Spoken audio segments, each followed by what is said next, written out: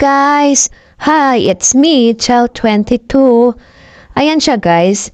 Makyat po kami dyan sa taas sa may zipline. Actually, this is my second attempt na mag-zipline dito sa may Palawan guys. First doon sa may Sabang. Then, pangalawa dito po sa may El Nido.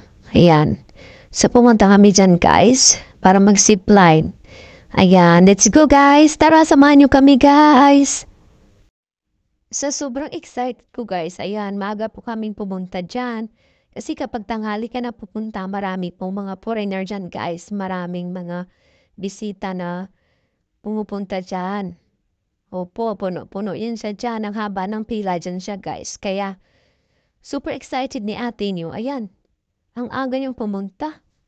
Kaloka. Tapos, ayan po yung mga view dyan sa guys.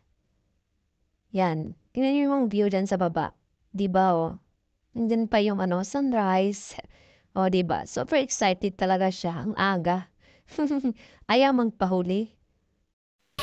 At yan na nga, may nauna sa atin na yan.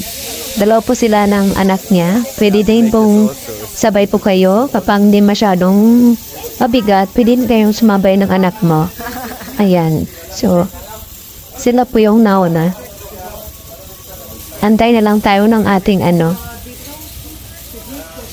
turn natin na tawagin. Diba? Ang ganda talaga ng view niya guys, diba? So, experience yun ang pumunta dito sa El Nido guys. Experience yun ang mag-zipline.